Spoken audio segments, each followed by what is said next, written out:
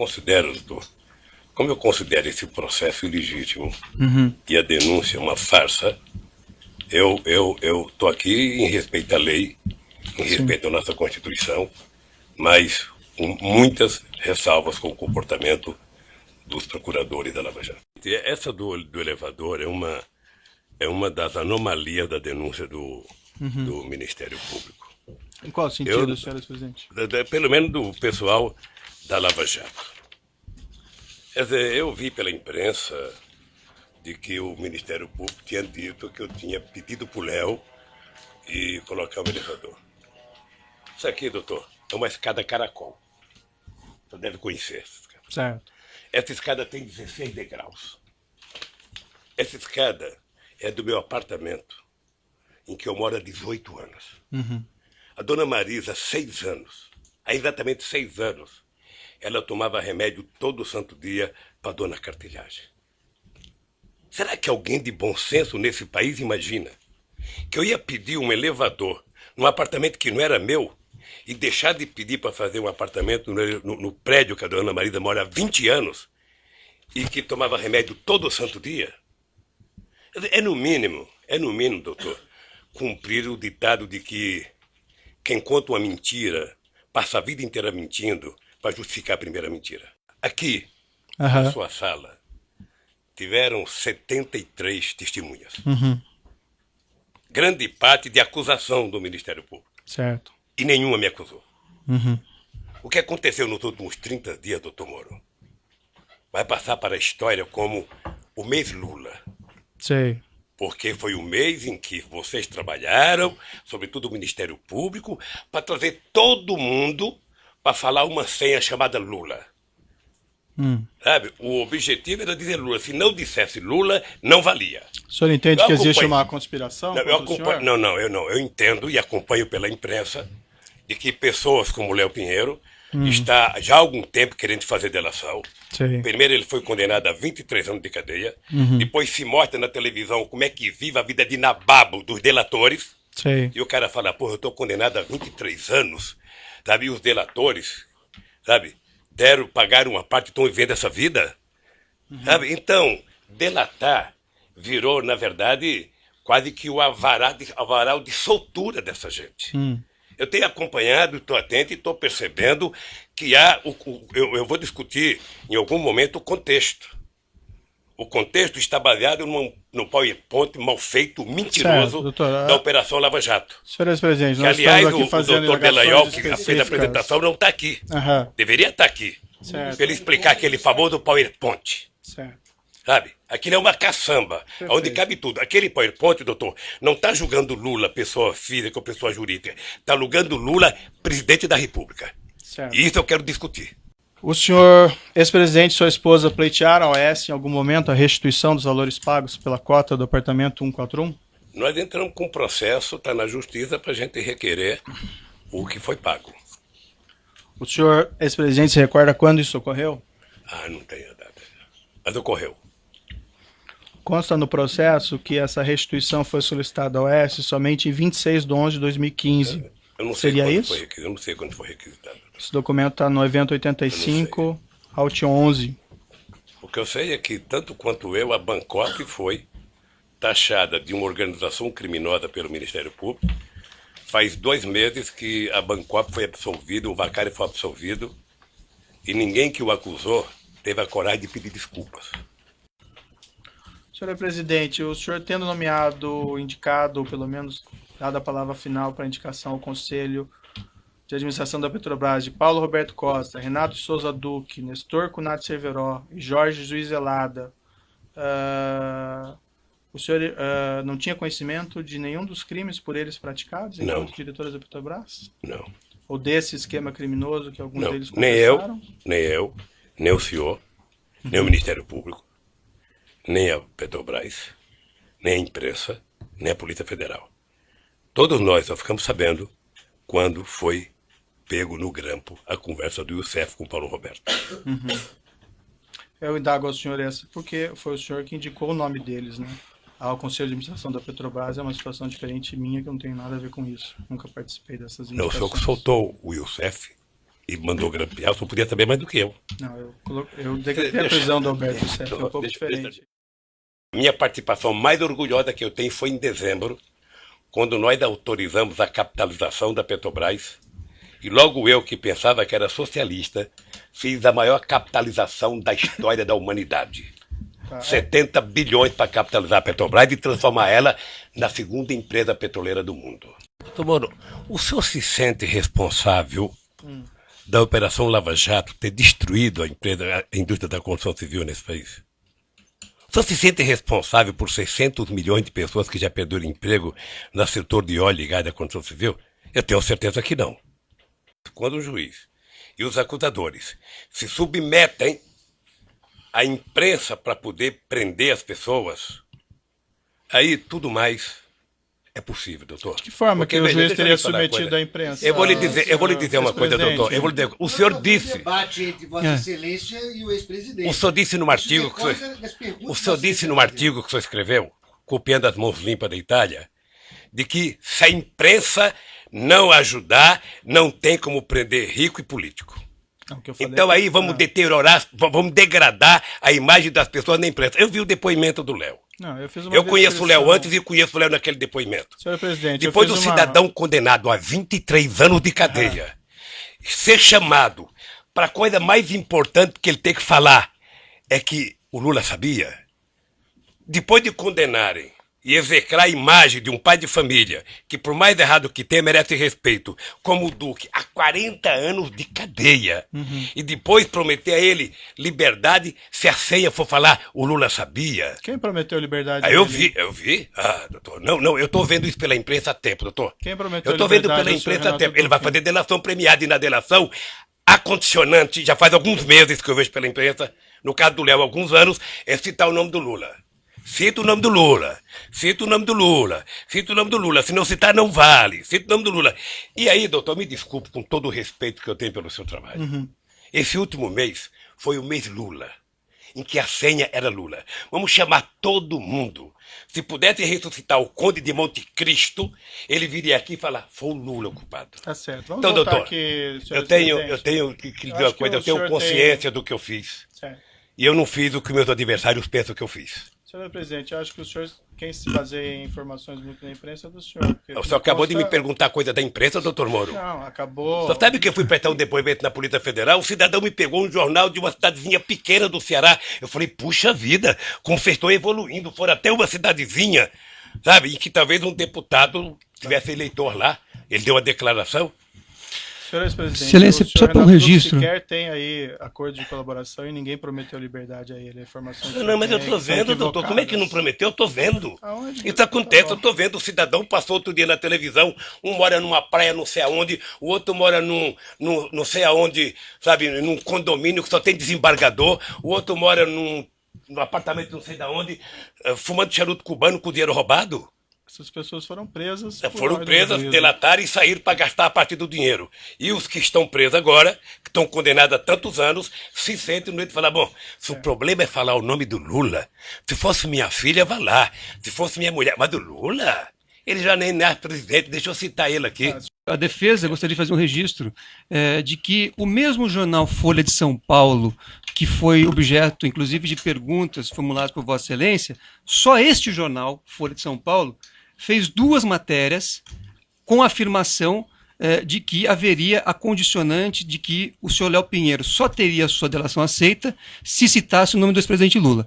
Essas matérias, inclusive, serviram de base para um pedido de investigação que foi formalmente protocolado perante a Procuradoria-Geral da República. Então, isto que está sendo dito, está sendo dito com base em matéria, como eu disse, de um veículo de imprensa que Vossa Excelência, inclusive, utilizou para formular suas perguntas. O presidente da República e como partido político, que foi o partido que mais criou instrumentos legais para combater a corrupção neste país. O senhor participou da ENCLA. O senhor participava da ENCLA a convite do ministro Dipp. Sim. E o senhor sabe a seriedade da ENCLA. O senhor sabe o que acontecia. O senhor sabe o que é que nós fizemos pela primeira vez? A gente não pode se esquecer, doutor Moro, que o Ministério Público, antes da Constituinte de 88, era um apêndice do Ministério da Justiça. Sim. E a bancada do PT. A bancada do PT. Mais a coordenação do Mário Cova na Comissão de Sistematização, a gente conseguiu fazer com que o Ministério Público conquistasse cidadania.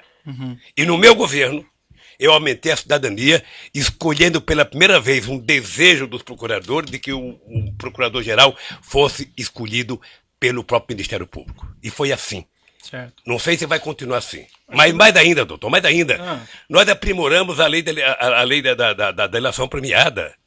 Nós criamos todos os mecanismos possíveis de criar para que a gente... Então, não, por favor, não coloque na minha boca que eu sou contra o combate à corrupção.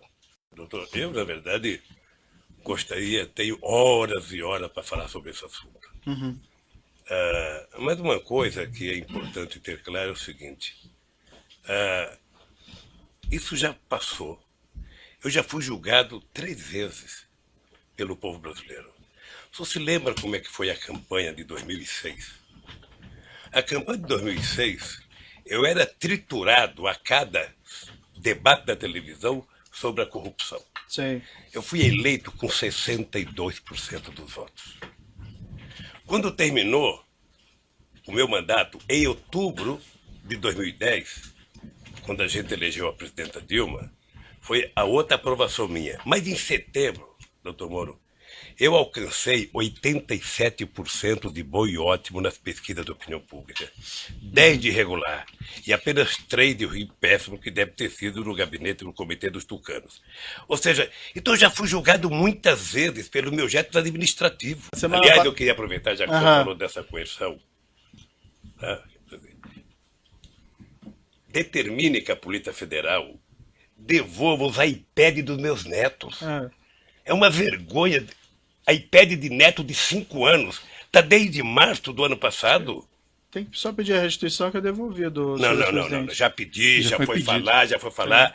Não pensa que as coisas funcionam, isso é que nem no governo. Perfeito. Não pensa que tudo que se opera as pessoas fazem rapidamente. Eu não prendo, o presidente não prende ninguém. Não conheço na história, a não ser no regime autoritário, que o presidente manda prender. Então, o presidente manda investigar, abrir um inquérito, denunciar. Então talvez o senhor não devesse fazer esse tipo de declaração. Isso vale para todo mundo. Essa é a minha última... Só dizer uma coisa para o senhor. Vamos, com todo o respeito, todos nós precisamos tomar cuidado com as declarações.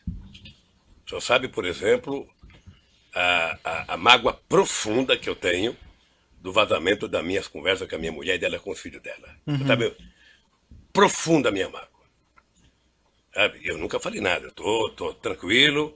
Vamos esperar. O tempo se encarrega de recontar a história. Eu estou sendo vítima da maior caçada jurídica que um presidente ou que um político brasileiro já teve. É porque eu estou sendo julgado pelo que eu fiz no governo. Eu estou julgado pela construção de um PowerPoint mentiroso. Que aquilo é ilação pura. Aquilo deve ter sido um ou alguns cidadãos, com todo respeito, que, desconhecendo a política, fizeram um PowerPoint, porque já tinha a tese anterior de que o PT era uma organização criminosa, que o Lula, por ser presidente, era o chefe e que, portanto, o Lula montou o governo para roubar. Essa é a tese do contexto que está colocada. Essa é a tese do contexto. Então, é uma tese eminentemente política. De março de 2014 para cá, são 25 capas na Isto É, criando a imagem de monstro do Lula. A revista Veja tem 19 capas. E a época, 11 capas. As capas é apenas fechamento da matéria, porque dentro é demonizando o Lula. As pessoas nunca, os meus acusadores nunca tiveram 10% do respeito que eu tenho por eles. Quando o senhor fala acusadores, o senhor fala imprensa ou o senhor fala... Eu falo os vazamentos que saem para a imprensa. A Folha de São Paulo, nesse mesmo período, teve 298 matérias contra o Lula e apenas 40 favoráveis. Tudo com informações ou da polícia ou do Ministério Público. Eles não se autoassumem, eles culpam alguém. O jornal o Globo, que é o mais amigo, tem 530 matérias negativas contra o Lula e 8 favoráveis. O Estadão, que é mais amigo ainda, tem 318 matérias contrárias e 2 favoráveis. eu vou jogar só o Jornal Nacional, foram 18 horas e 15 minutos nos últimos 12 meses. 18 horas. Sabe o que significa 18 horas falando mal de um cidadão? Significa 12 partidas de futebol entre a Barcelona e Atlético de Madrid.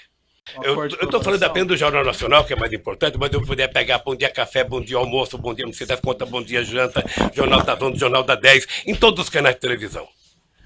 E eu acho que o objetivo é tentar massacrar esse cidadão. Esse cidadão, ele tem que pagar um preço por existir. Esse cidadão cometeu o erro de provar que esse país pode dar certo. É imperdoável o processo de perseguição. É imperdoável. Quer dizer, eu confesso ao senhor que eu esperava que houvesse mais respeito por um homem, sabe, que deu a esse país a dignidade que ele não tinha há muito tempo atrás. Dignidade ao Ministério Público, dignidade à Polícia Federal, dignidade às instituições de justiça. E que eu esperava que o Ministério Público, numa audiência como essa, na sua presença, trouxesse aqui, sabe, o direito jurídico de propriedade. Está aqui, o seu Lula disse que não é dele, está aqui, ó, o documento, ele comprou, pagou, tem escritura pronta. Agora, fulano disse que não sei quem disse, que não sei quem disse. Esse negócio de olhar um prédio e não comprar, doutor, certamente o senhor deve já ter ido em loja com a sua mulher para comprar sapato. Sim. E certamente ela escolheu umas 30 caixas, o coitado deixou caixa, e ela experimentou 40, não gostou de nenhum, foi embora. O vendedor deve ter ficado muito nervoso com ela, deve ter até xingado pelas costas, mas ela não comprou, e não é dela o sapato que ela experimentou. Então, o que eu quero é que se pare com ilações e que me diga qual é o crime que eu cometi. O crime não é conversar com alguém na agenda. O crime não é ter ido ver um triplex. O crime, doutor, eu cometi se eu comprei o apartamento, se tem documento que eu comprei, se me der a chave, se eu dormi lá alguma vez, se a minha família dormiu, se tem escritura pública. Mas, pelo amor de Deus, apresentem uma prova. Certo. Apresentem. Chega de diz que diz. E não vale o tanto que vocês vazam para a imprensa. A acusação tem que ser séria, tem que ser fundamentada. Ela não pode ser especulativa. E hoje, a acusação é muito mais feita pelas capas dos jornais, pela capa de revista e pela imprensa, do que os dados concretos das perguntas que vocês me fizeram. Sinceramente, pelas perguntas que vocês me fizeram, o doutor Moro não deveria nem ter recebido essa acusação. O senhor, sem querer, talvez entrou nesse processo. Sabe por quê? Porque o vazamento de conversas com a minha mulher e dela com meus filhos, que foi o senhor que autorizou. Mas, senhor ex-presidente, eu não tinha o direito de ter minha casa molestada sem que eu fosse intimado para uma audiência, doutor. Ninguém nunca me convidou. De repente eu vejo um pelotão da Polícia Federal. Quando eu saí, levantaram até o colchão da minha casa, achando que eu tinha dinheiro, doutor. Certo. Então deixa eu lhe falar uma coisa, doutor. Eu espero que essa nação nunca abdique de acreditar na justiça.